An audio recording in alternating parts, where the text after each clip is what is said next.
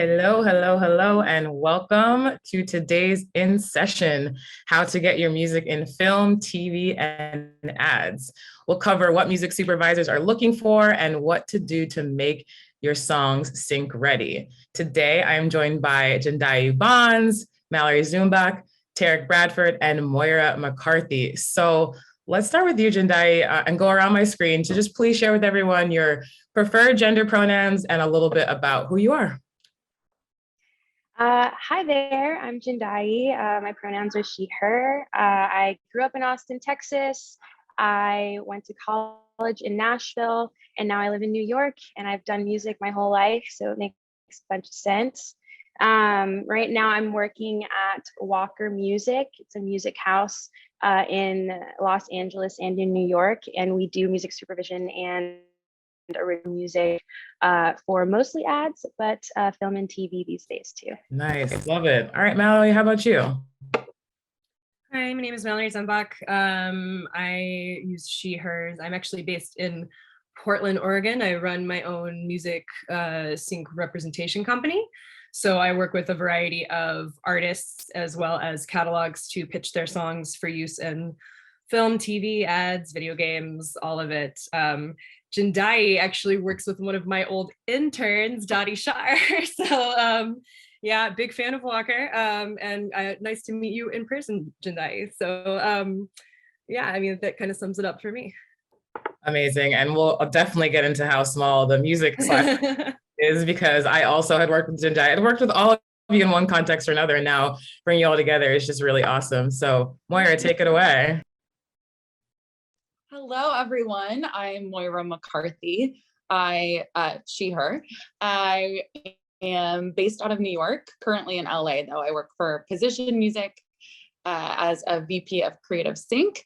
And I also work as the VP of Global for Women in Music, which is a volunteer role.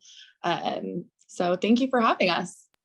Yeah, thank you so much for being here. And last but absolutely not least, Tarik.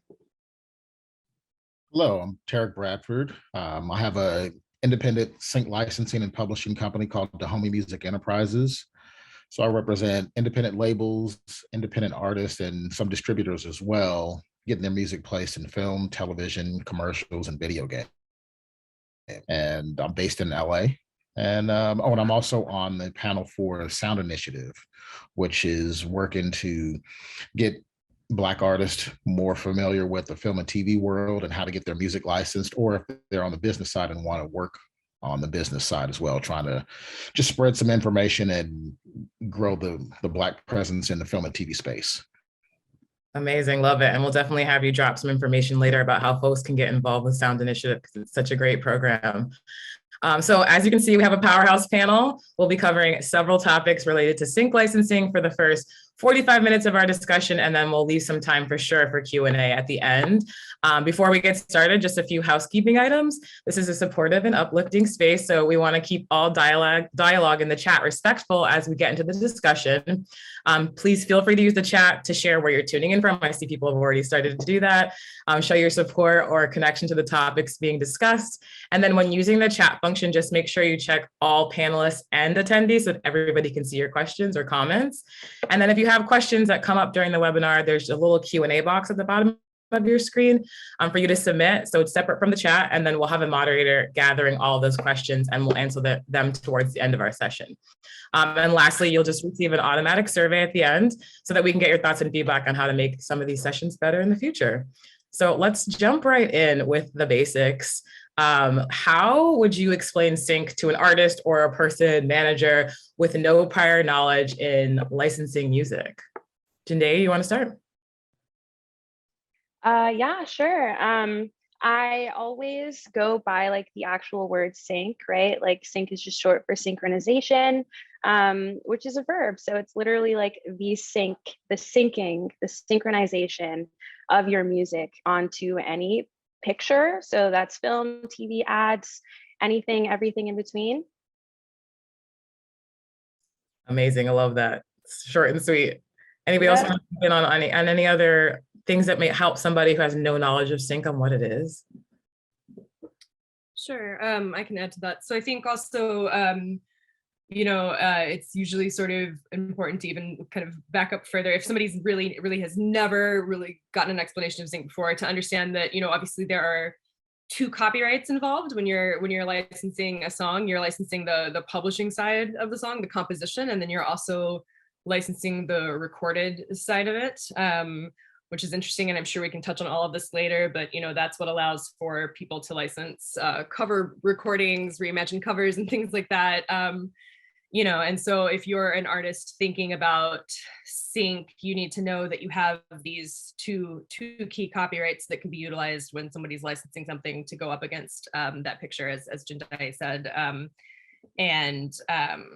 The process from start to finish is sort of like getting the music in front of the supervisor finding the right scene or spot, and when that little magical moment of right timing happens, then that's when we get to talk about the sort of business side of it and negotiating a deal and what will the fee look like for that composition and that recording, based on a whole wide variety of terms that vary greatly depending on the kind of media and the license that's going to be asked for afterward. Absolutely. So even from y'all's two statements, you can see it's not just so cut and dry. There's a lot that goes into it. And that's why y'all are here, you're the experts. And obviously every case is different, but we'll try and go through some of the basics of how to prepare. So in terms of preparation, what files and documents do you think that a musician should have in place or a producer should have in place before, for instance, using their own original music? Tarik, you want to take that one? Sure. So if depending on what type of artist you are, there's, different tools that are used, but some of the basics are, have a fully produced professional recording of your song that's ready to go. And just think of it in terms of just something that you would go and be able to stream on Spotify and hear it. And it sounds just like any other song that's on there sonically. And then so make sure that it sounds professional. And then the second part, you would want to make sure that you always have an instrumental if you are an artist that has vocals on your song. And then if you are a composer, and really everybody, it's also a good idea to have the stems, which are the basics of the recording. And a few other tools that are good to have if you are somebody who has lyrics. You want to have the lyrics written down. If you're somebody that uses profanity in a song, you want to make sure that you have a clean version. You definitely want to make sure that you have all of the rights organized, meaning that if say you're an independent artist, you want to be able to communicate that you control 100% of both the master and the publishing, or if there are co-writers, you want to have all that information together. So you want to have all the writer information and all the ownership of the master side organized, so that when you present your music to a supervisor or to a potential person who's going to represent your music, it's all organized and in one spot and easy to go through. Absolutely. Moira, anything to add to what files, documents you might need? First and foremost, metadata. Make sure that your contact information is in the metadata of your files, or one of us could find your wonderful song and literally not know how to contact you. So that is, before anything else, make sure that you've got your contact information and the files. And then, always keeping like an organized catalog of your stems helps. It's a huge advantage, especially when people are trying to do editing within a spot in the advertising world. And just really, honestly, like being in general organized about your files, because if someone's in an edit and they're in a hurry and they're choosing between, say, 3 songs, and you happen to be the one that's the most organized and have everything super accessible, you might actually land it just for that reason. Absolutely. That hour that it takes you to track down your producer to get the instrumental, or the engineer, could cost you the gig, right? Amazing. So let's jump into metadata. Who wants to talk about what that is and what you should include in that? I think that's like such a great tip. I can take that one because I'm always hounding my artists to give me all the metadata. So I mean, as Moira was just saying, like, it's so important that you have all that organized up front. it's the basic song info that we all think to include, like the title of the song and the artist name, but it's also, we need to know who all of the writers are. We need to know the splits, what percentage does each writer get of that composition breakdown. We need to know, from my viewpoint as someone who reps artists, as are all of these writers included in that deal? Is this a one-stop song that I'm repping, or are some of these writers with other publishers or sync representation companies? Is the recording something that you control 100%? Is there a label involved? If so, what's that label? I mean, it's really getting into all of the nitty gritty. And, if you've never really done any sync before, that might seem like overkill, but, when it actually comes time to request a quote for a song, like the supervisors are going to be asking us for all this information. They want all that in the quote. They need to know what PRO you're with as a writer. Are you with ASCAP, BMI, CSAC? We need to know, is the master recording a union recording? Non-union recording? That means, are you a vocalist with SAG-AFTRA? Are you is there a player or a producer on the track who is a member of AFM, the musicians union? Because some agencies or brands are not signatory to unions and don't have to pay those fees unless they accidentally use a union artist. So we get a lot of searches where, they need that clarification.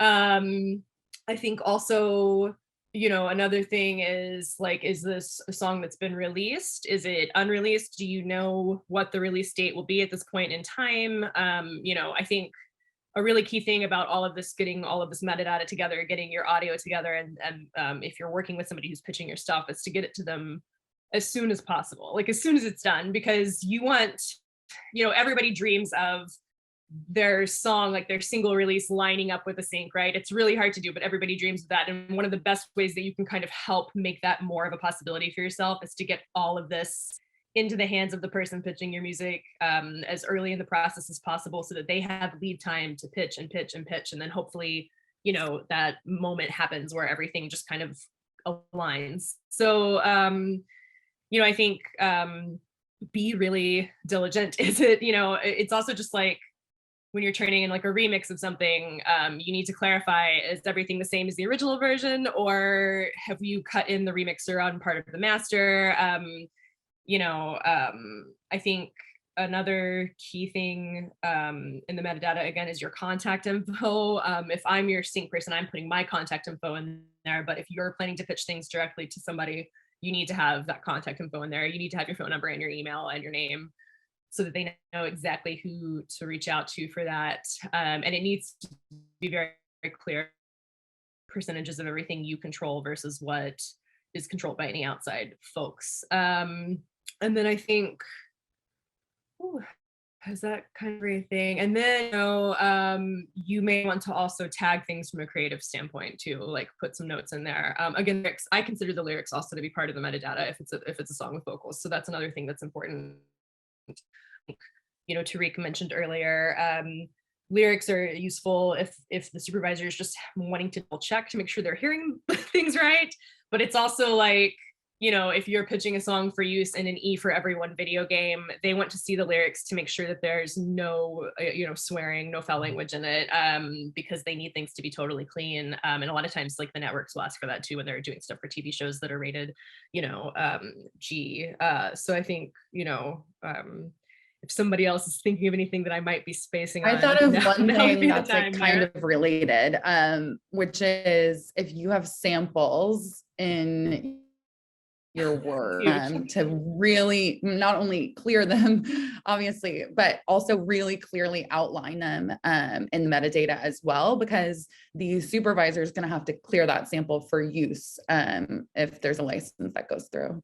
Yes, and the same thing goes for if it's a cover. If you're turning in a cover, I don't just assume that people, especially if it's really reimagined, like, don't just assume that people will immediately be like, it's a cover. You have to make sure that have it in the title, even, like, always, because especially if you're dealing with, say, like a really junior ad agency producer who doesn't literally know the song, you could get in some real dicey situation. Absolutely. Yeah. I also love to add a tiny thing for ads specifically, a couple of things. Ads are very short. They can be 15, 30 seconds, 60 seconds. So a lot of the times, we're not going to need a whole 3 minutes of a song. We'll just need the best part, the biggest part, the chorus, the outro. And it's super helpful for me when I'm listening to like original music and not like licensed stuff that's like on Spotify already. Is like, when does the beat drop? Like when do the lyrics come in? And sometimes a really easy way to indicate that, because you might have a slow build, it might work for your piece entirely, but like I'm listening to like the strongest 20 seconds of it. Just give me a timestamp in the title. Let me know, I'm moving quickly. I have to listen to 20 songs. I might need to just get right to like the good stuff, the biggest part. And it's really helpful if you put, the title of your track and then in parentheses, like beat kicks in at 35 seconds. Then I can go right to 35, see if it's something that I need, instead of like waiting for 30 seconds for that to kick in and maybe not having time to listen for that and then just skipping to the next song when maybe the middle of your song was like exactly what I needed for the spot. And then another thing for ads is like a lot of the time, once you're in the game and you've been submitting to a bunch of different music houses, you'll find that you need to do revisions a lot of the time just to like sync up to people's ads. Maybe they love your track, but they want the beat to kick in at 25 seconds and yours currently is at 30 seconds. So you might find that you'll have like a ton of different versions of one track. And I think that it's super helpful for yourself to keep track of all of the tiny variations of revisions that you made. So even if it's like my song 1, if you get all the way to like my song version 5, revision 6, like keep that in the metadata and know which version you have on file and which version like, a music house is talking about, because it might be really pivotal. You might have a whole version like missing an instrument that like I need for my spot. So yeah, metadata, titling, timestamps. Yes, file management is major. Like I feel like people lose gigs for not managing their files well. Tarik, did you have something to add? Yeah, I wanted to add, and this one is more of a personal preference. I'm sure everybody has their own style with how they include metadata. Everything that we've discussed previously was like the essential stuff. But one of the other tips that I would add in as a suggestion is to put kind of descriptions of what a particular song or album sounds like, because some of those themes come up that may not come up in the song title. So like female empowerment or overcoming struggle, or I started to do many years ago based on a search that I had some difficulty finding songs that could fit for it, was to put, if a song is about, let's say, Prince's song, Little Red Corvette, if you're looking for songs about cars, that wouldn't come up because it's just the name of a car. So it wouldn't come up. So sometimes in the grouping, I'll put, if I had a song like about a Porsche, I would put in the grouping automobile, so that, or car, so that it would show up when I'm searching in my recent. And then supervisors a lot of times search like that as well. So that's just a kind of a personal preference tip that I think can help if you put different notifications in there about what the song might be about. It could be relationship based, or one of the ones that come up a lot is non-romantic love. And people always ask me, what does that mean? It's a song about love that's not necessarily about romance. So like Stevie Wonder's song, Isn't She Lovely, is about his daughter. It's not about romantic love. So songs like that, or just themes that kind of come up on a regular basis, I always feel like are good to put in the grouping section so that it pops up beyond just the song title, and it can stand out when somebody might be looking for a certain thing for a song. Female empowerment, uplifting, upbeat, happy, some of those things. I love it. Yeah, go ahead, Moira. Yeah. I just had one other thought when you were talking, Tarik. Like sort of in that same lane, if your artist name or your song title is purposefully creatively spelled, put the like more like colloquial, like accurate spelling in the metadata, because like I might like remember your band name, but like I don't remember that you spelled it with a 2 instead of a Z, and then like it's lost forever. Wow, that's a great tip. I Yeah, never would have. I've had that happen quite a bit with, there was a band years ago I used to work with called Chick Chick Chick, and it was just exclamation marks for their name. So if you were looking for them by their name, by what they say when you go see them in concert, it wouldn't pop up because they didn't write that.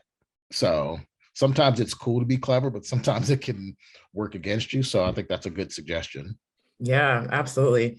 I want to go back, Tarik. You talked about a lot of themes I think are very popular within the ad world for sure, and then just in sync in general. Do you recommend, so if artists are cooking up songs and they're pumping them out, do you recommend that they write to these themes? Do you recommend they stay authentic to their artist self? Is there a way to find that balance? For me, it's always a slippery slope. I don't like to tell artists to do one particular thing. I just like to give them information so at least that you have it. Because at the end of the day, this is still a creative process. It's business, but it's still creative. And you don't want to create songs that just sound like filler or sound like sync songs. You want to create authentic songs that, you know, have the elements that people are looking for. So I think that information is good to have. And I always share it with the artists that I work with, just so they know, hey, this is what people are looking for, whether it's, you know, presenting them a song or just kind of themes, just so they know, because a lot of times some of the themes are just kind of basic life themes that I feel like a lot of artists don't think about. So there's a balance between writing for sync, but also and sounding cheesy, but also being aware of what's in demand. So similar to many artists write for radio, and there's a formula for what works in radio. You probably need a hook, a chorus, something that's catchy. Some of those same things apply in sync. So I try not to tell people what to write about unless it is a specific, you know, spot where we're saying, hey, you need to write for this. And that a lot of times is even a different skill set than just creating songs on your own. So I do try to balance and let them know, like, these are some of the themes that come up, and then, you know, let them kind of go from there. But everybody has a different experience. But, you know, some themes are just kind of universal, and that's really what works in sync. So songs about overcoming struggle, you know, are just kind of universal that anybody might write about. So I try to stay away from things that are super, super specific and just kind of give them like, hey, these are things that come up a lot, just so that you're at least aware of it. Because I've had artists who had songs that were in those lanes that, because they were thinking about radio and that it wasn't necessarily what people were looking for in radio, they didn't even release the song. It was unreleased, and they just kind of had it on their drive. Where in sync, it was like, oh, well, we want that song, so send that over to us. So I at least just try to make the artist aware of it and just kind of give them examples of what works in sync, but in their lane. I never want to have artists that I work with do something outside of their own comfort zone.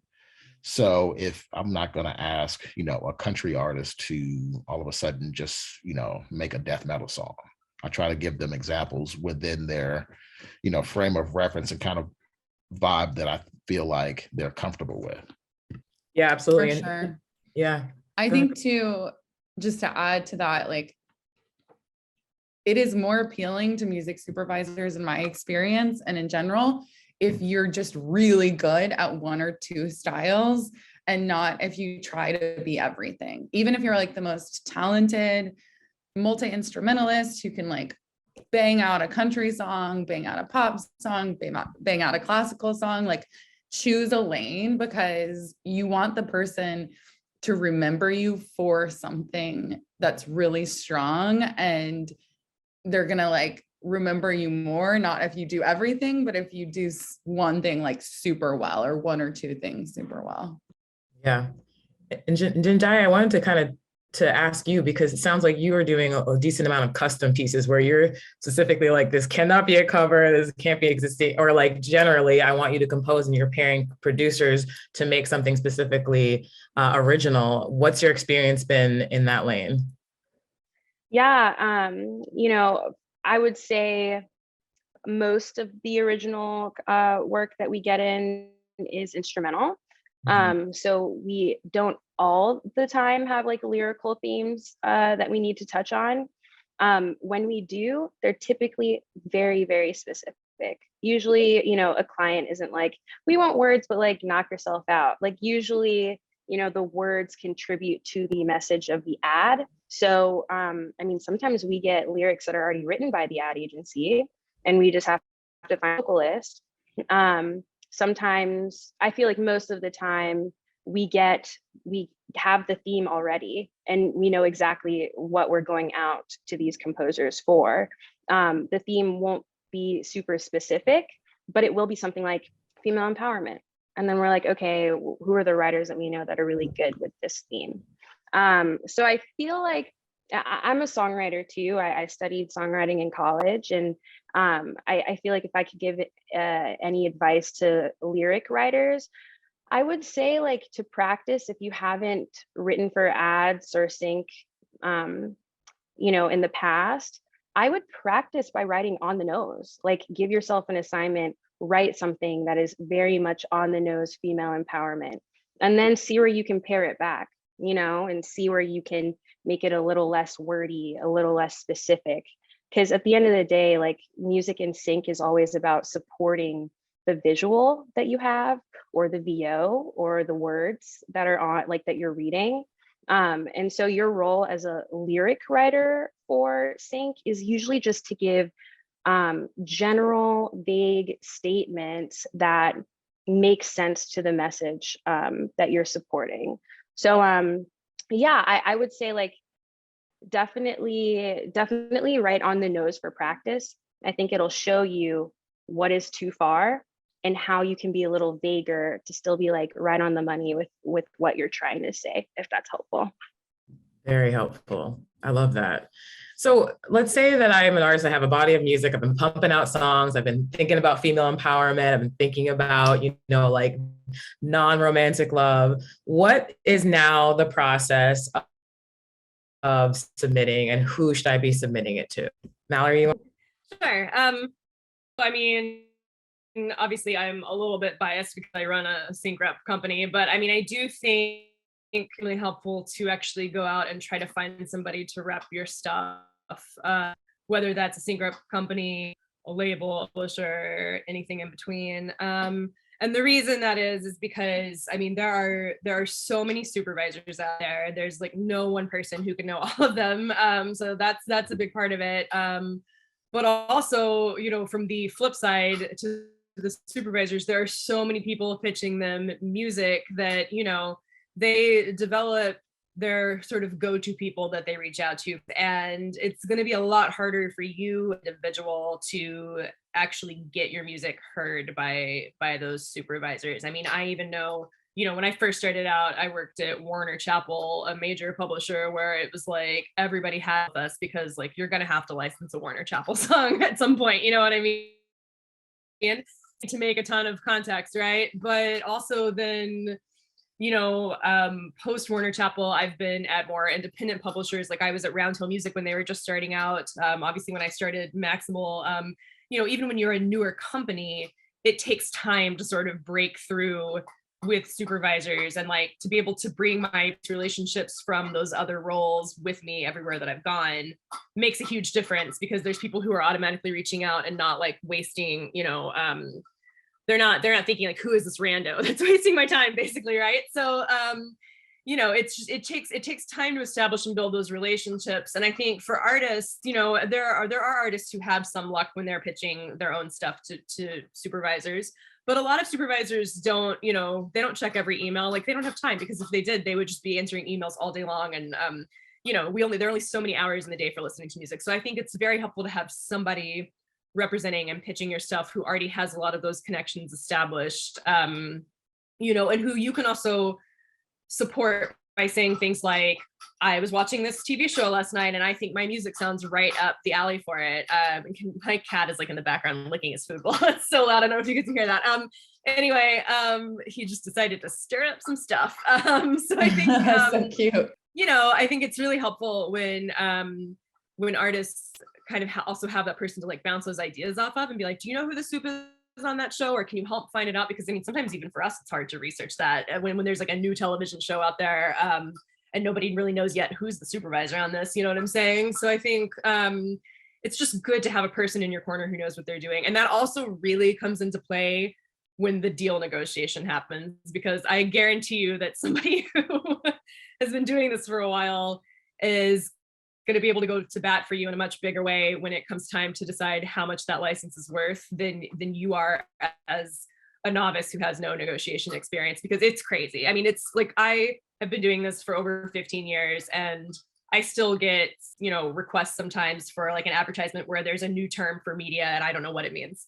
And I have to like ask a friend, you know what I mean? Because it's like, have you ever seen this before? I've never seen this before. So to think of an artist having to do that for themselves, you know, that would just, I can't imagine being an artist and being like, I don't know what any of these words mean, you know what I'm saying?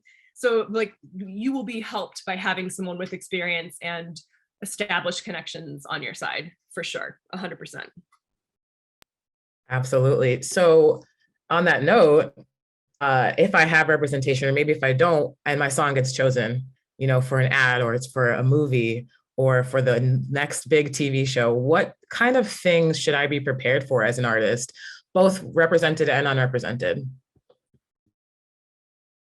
I'd love to jump in for the non-represented artists out there. My company works all the time with artists without representation, without pubs, without labels, without management. We work with a lot of independent composers. You know, we have a lot of jobs that you know, have a small budget, or they had a big budget and then they used all of their money on other things, and now they come to us with like a zero music budget, or you know, what have you. And so, you know, there's a huge opportunity to win jobs that like a label would never go for. You know, a label might never want to license a song that's only like $10,000, because from the label's perspective, that's not enough money for a track that they have. But like $10,000 for an independent artist is pivotal, right? It can be life-changing. So I feel like as an indie composer, maybe your in for sync could be emailing music houses, just sending reels and sending examples of work to music houses, associates and coordinators. It's literally, I'm an associate, that's my title. It's literally my job to listen to the music that comes into our email inbox. So yeah, like you have an in sync if you don't quite know how to find representation. Yeah, I mean, if your song is in the running, my biggest thing is like, be prepared for revisions, be prepared to be on standby as like until the spot comes out, because things change all the time. The script will change, the cut will change, meeting schedules will change, the release date will change. And you have to be ready to send stems like at any time. You have to be ready to shorten your track by 5 seconds at any time. Like, I feel like in ads, at least, everything is like on a quick timeline. So we need things fast and we need people to be on call. So yeah, like I would just be prepared for a ton of revisions, and be prepared, you know, to get all of your information together, like we were talking about earlier, like writer's splits and sample info. Like, now is the time. There's probably going to be, you know, legal work involved. We're probably going to try to run musicology to see if there's any infringing happening. So like, it's go time at that point if your track is in the running, for sure. And if you're a vocalist, do what Jen does and be able to record anywhere. Because, you know, they could want a lyric changed or a 90th take, for instance, on a vocal section. And you don't want to have to like book studio time, find an engineer, et cetera, if it's like a bar. So being able to like empower yourself with the tools to be really nimble is really important. Yeah, travel with your microphone. Go ahead, Mel. Can I jump in and add? Yeah, so I mean, I think in this, I mean, all that's really very applicable to when you're actually creating something for a spot. And like, don't forget also to find out before you agree to do something, is there a demo fee? What's going to happen if they don't actually end up using the song? You know, do you get to keep it? You need to also be asking stuff like, does the brand expect to own this as a work for hire, or do I get to keep the song and license it? And what does that apply to, you know, depending on if the song actually gets used or not? You know, because there are several different situations. Most brands, I think, do want things to be a work for hire. They do want to own that. But you still get to keep your writer share on the publishing and make income off of that. But, you know, every once in a while, there's a brand who's like, we don't really need to own it, but we need to license it for 3 years or 5 years or 10 years. You know what I mean? And so you need to kind of have an idea in your head of how much you should be charging for that based off of all of the media and the terms and, you know, the territory of the use and everything, you know, which is also what then comes into play if they're licensing a pre-existing song. You know, if you're working with the rep, they're going to bring you an approval request, and they're going to kind of go through all those details with you of like, these are all the things that they're asking for, this is what it's going to cost. So you need to have sort of an awareness of fair pricing. And obviously that's kind of hard to do just because it's all over the place, depending on if you're established, if you're brand new, is it a song that you've released that's a single that's charting or, you know, doing well, or is it something that's a really unknown deep cut? There's so many different factors that affect that. You know, that obviously when you're just starting out, you can kind of negotiate those things on your own, but have some as that broader base of knowledge and sort of knows where you fit into things fee-wise and stuff. But it's a little bit different depending on if it's a situation where you're creating something for a spot, because that's when like things like demo fees are involved versus if it's just, I have this song and it's going to be licensed. But either way, you need to be prepared to move fast, not just from a, I have all my stems at the ready standpoint, but also from a, I need to be answering these questions and getting back to people and negotiating this deal quickly, because the ad world does move fast. Like ads and trailers are the two fastest moving things in sync by far. And it's everything's hurry up, hurry up, hurry up. And then you're going to wait to find out if it actually goes final or not, you know? But you need to be prepared to move fast. You need to be. Oh my goodness, so fast. Yeah, let's talk about that. I know everybody, you know, artists, they're in it for the love of the game, but at the end of the day, like people want to get paid, right? So let's talk about a couple of things, how artists get paid. And then Jendayi, you talked about SAG-AFTRA, like you're getting paid a certain amount if you're a vocalist and you're SAG-AFTRA and it's TV play, but what about now we're in Netflix, Hulu land? Like how is that breakdown in terms of how artists are getting paid for things that are streaming as opposed to airing on television? Anybody can take that question, yeah. It's gotten better, but when streaming services first came along, the fees, in my opinion, were pretty pathetic and pretty low. Mm-hmm. And now they have, you know, things have evened out more now. And now I see a lot more, you know, there's not much difference between a Netflix series and a series on NBC. It's just, do they have the budget? Because now at this point, all of the studios, NBC, ABC, CBS, are producing Netflix shows. So a lot of them have the same budget. So even though a show may air on Netflix, it may be an NBC show. So it may have an NBC budget. It just depends. So it's gotten a lot better. And one of the things that I think is important to point out is that's why I feel it's really important for songwriters to get with, in the US, a PRO, ASCAP, BMI, or CSAC, and then there's other ones, because you get paid also on the back end as a songwriter. And it's not, you know, huge money up front, but it's continuous money that you'll get. You know, I have writers who get, you know, still getting Cosby Show checks from many years ago. So it's something that it's what we call the gift that keeps on giving, the mailbox money. And over a period of time, it adds up. So I think it's really important for up and coming artists to make sure that they're registered with a performing rights organization. Mm-hmm. So you get your upfront fee, and then you also get money on the back end if you are a writer on the song. And so it's evened out a lot more. There's still, you know, depending on the series and what the music budget is for the series, you know, a show like Grey's Anatomy will have a bigger budget than, you know, maybe a pilot series. But even within that, there's still different tiers, because you know, if it is Grey's Anatomy, they're going to pay more for Adele's song than they would for the up and coming independent artist or somebody who's kind of in between. So there's different tiers. And then the same will apply for, you know, instrumental artists. That fee is going to be lower if you are an up and coming instrumental artist compared to Hans Zimmer or John Williams. So there's tiers within everything, and you just kind of have to find your space. But even once you do that, I always feel like as you get more licenses and your presence increases, then your fees can naturally start to grow up. So you grow. So you may start at one position, but that doesn't mean that you'll stay there forever. Yeah, For sure. Moira, did you have something to add? Well, I was just going to sort of speak to the like represented point of view a little bit, because it is different. So typically you're entering into a longer relationship, and depending on where you are in your career, just be really self-aware of how much you need the partner and how much the partner needs you. And that sort of balance will determine your splits, et cetera.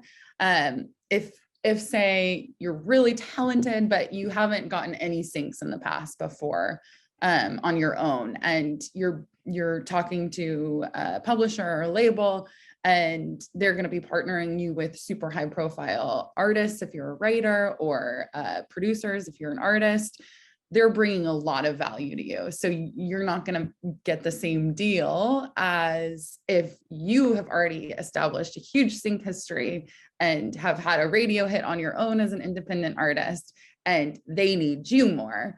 And so just being aware on both sides, really to protect your own value and make sure that you're entering into really fair deals and that they're not too long if you're starting out.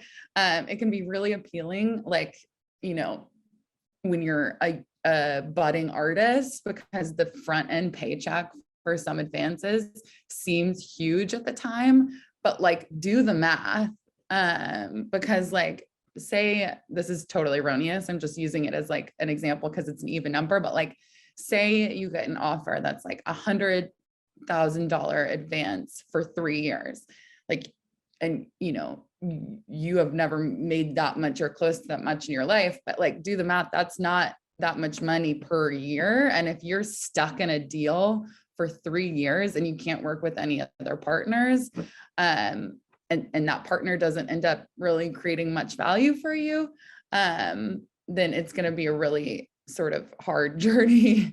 So just like be really self-aware of what you're entering into, ask questions, get help from experts, get a lawyer. Don't sign anything without really absolutely knowing what you're signing. Absolutely. Great gems there. I want to hop into this Q&A so we can get some of these attendee questions answered. We have a question from Coach 7. If you are a hip hop artist that has samples within their work, in what way will this affect things? I know we chatted about samples very briefly, but yeah. Oh, I'll take that one. Full disclosure, I used to do sample clearance for 6 years at Warner. So I deal with it a lot. I have a lot of hip hop labels that I represent, hip hop artists that I represent. And I'm assuming that these are all independent artists. So under that assumption, you typically want to stay away from sampling if you're an independent artist and you're getting your music to supervisors, because you want to present them with music that's cleared. And in all likelihood, it's really difficult for an artist with no budget and no major label or major publisher affiliation to get major samples cleared. So if you have that huge Michael Jackson sample in there, that's probably not a song that you want to pitch because it's unlikely that it's going to be cleared. And that's one of the advantages of being with a major label or a major publisher, or even a major or mid publisher, is they handle sample clearance for you. So they will go to Sony, Universal, or whoever owns the copyright and get everything sorted out for you. They'll clear the sample, they'll negotiate the splits, and they'll get everything organized so that when you go out to supervisors, then you can say, okay, the sample's cleared. And just specifically for sync, even then, if an artist is signed to Interscope and there's a sample in there, as somebody who came from the major label system, that still can be difficult to clear, even though it's cleared, because it's cleared just for the record. When you sample someone, it's only cleared for the album. But then when somebody wants to use it for a television show, for a film, you have to go back to everyone who was sampled and get their permission for that use. Mm-hmm. So I use this as an example of why sampling can be really difficult, and you probably want to stay away from it if you're an up-and-coming artist. Travis Scott's song Sicko Mode has 19 writers on there, and it's a huge hit song. And for a while, I think it's been cleared now, but for a while they could not clear the song. It was a huge song. It was everywhere in terms of radio play, but they could not license it because you have to get everybody on the song to agree. And whenever you sample somebody, just to be clear, you are now making them a writer on that song. So if you sample Parliament Funkadelic and there's 5 members of the band who are songwriters, your song now has those 5 writers on there.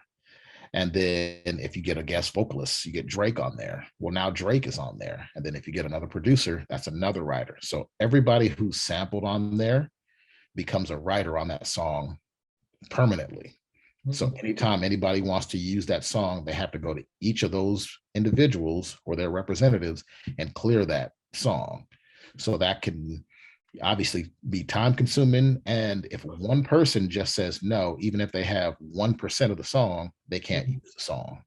Ooh, I love it. Can I add something to that really quickly? Yes, we had It Takes Two at Warner Chappell, which sampled James Brown. And so even though that was a 100% Warner Chappell song, James Brown killed licenses for it all the time if he didn't think the fee was big enough. And the same thing, by the way, goes for when you cover stuff. The writers of the song you're covering will have a say. And so I think it's really smart to do your research and make sure that they are the kind of people who actually license their songs. Otherwise, if you cover a song thinking you're going to land 1 million syncs with it, and it turns out that it's somebody who doesn't get out of bed for less than $1 million for the publishing, like you won't be getting very many uses. So yeah, I mean, again, as Tarik just said, like it's, if you have partners who know these things, who can kind of give you that advice, like lean on them for it before you sample, before you cover. Don't spin your wheels creating something that you can't do anything with because there's a clearance, issue. Yeah. I've heard some horror stories about that one person who won't let you clear. Okay, so I have a question. Are MP3 files acceptable? I've only been able to add metadata to MP3 files versus waves. Yeah, you can't add metadata to high-res files. So I should have clarified that. That only applies to MP3s because with high-res files, they disappear as soon as you send them out. So you can't do it to that. So yeah, that applies to MP3s. Boom. All right, another great question. Do we send full songs or just a snippet of what we believe is the best? That's a great question. Send the full song.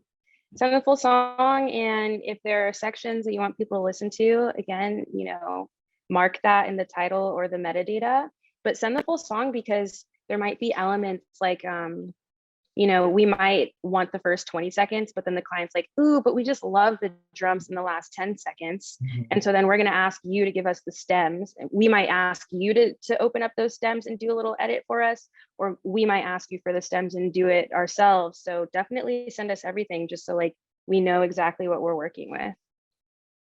Oh, great idea. And then we can go back to your tip from before to put the beat drop in the title so that if they want to talk right there, they can. Absolutely. Amazing. Okay, a question from Jennifer Rose. How can we obtain management if we are not a band or performing artist? I'm a concert composer, band, orchestra, choir. So in this context, I think management meaning sync representation, I believe. Anybody feel free? I can take it. Go ahead. Oh, no, go ahead. It's all you. So for the most part, you would just want to find a partner, whether that's a sync partner or publisher or a label, unless you're planning on using that manager for doing actual gigs and doing promo, etc. You're probably going to be in a better position to just have an established partner represent your work because there's not a ton of, say, brand partnerships that come along with more traditional orchestral music. Mhm. And you're going to be giving an actual artist manager a cut of whatever you make. So, you're probably best off, in my opinion, at least, just finding a really good partner that can rep your music. And start by researching has played songs like yours. Just like Tarik, I'm not sure if I'm saying your name right. I'm so sorry. Mentioned earlier, it's about finding out who is placing the music like yours in these TV shows, in these advertisements, et cetera, because they're going to be the best partners for you, because clearly they're already working on projects. Can I add too, if you're talking about getting your pre-existing compositions into pitch, like all that applies. If you're someone who's thinking that you are of a composer, like for projects specifically, like that, like creating choral music to be used in projects and stuff, or even score for like a film, you might also want to focus on original music houses that's all they do, because they have a lot of staff composers and writers.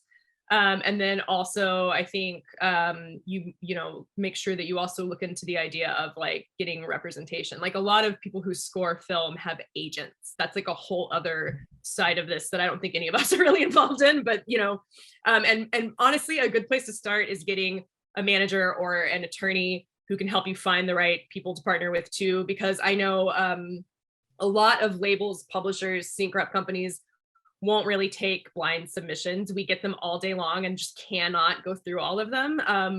It helps us when trusted contacts within the industry send artists and composers and writers our way. And that can be, your attorney, your manager, even if you just happen to know somebody who works at a music company that can kind of vouch for you as being like, this person's legit, they're really serious about this and you should listen to their music because it's good. Yeah, one quick note too, like, don't be afraid to send demos, because you don't need to like full flesh out a song and pay a producer like $1 bajillion to make it perfect. Like, experts know what a song can be.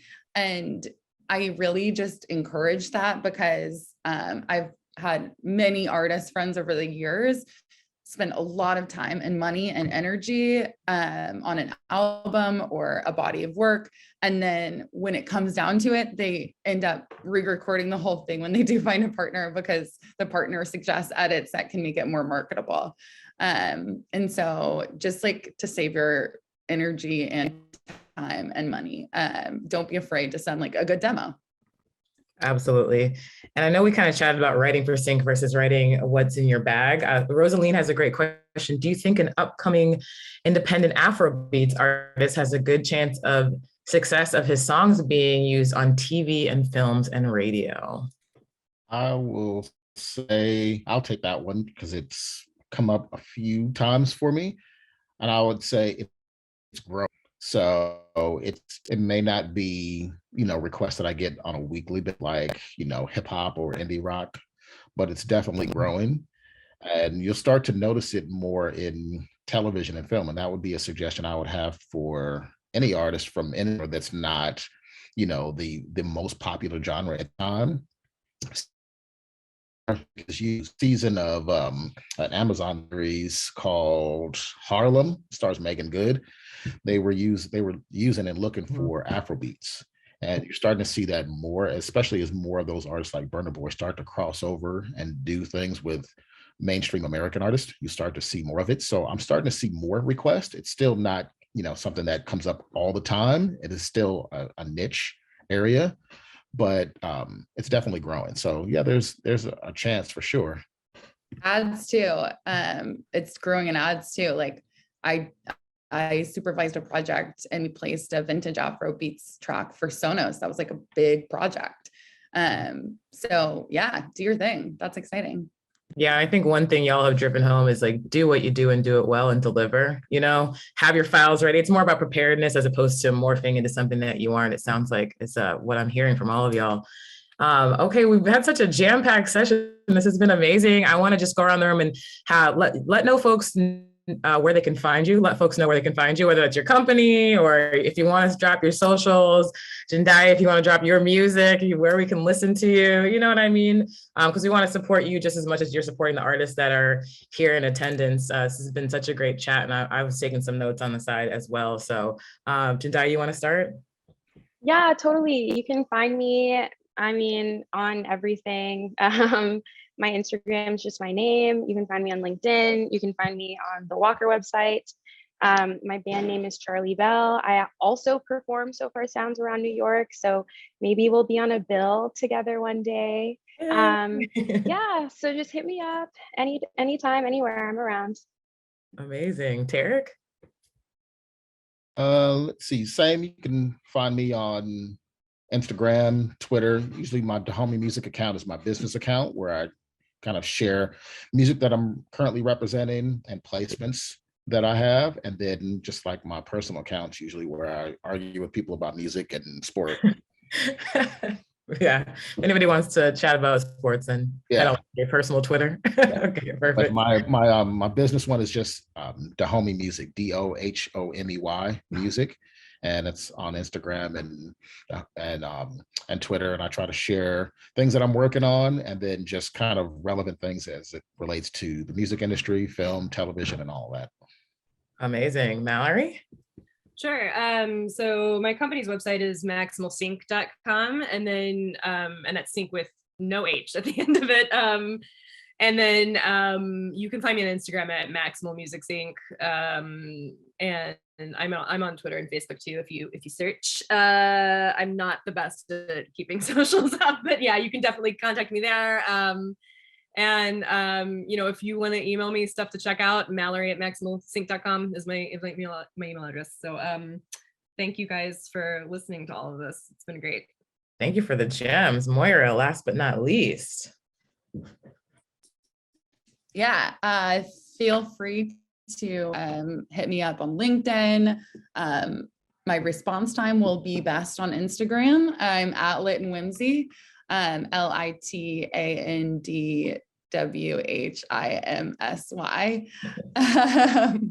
And yeah, you can find my email on the position website. Amazing. Thank you all so much for dedicating your time. I heard so many gems today. You're beautiful people, and I just appreciate y'all, and So Far Sounds appreciates y'all. So thanks for coming in. Thanks for having us. Thanks for having me. See y'all next time.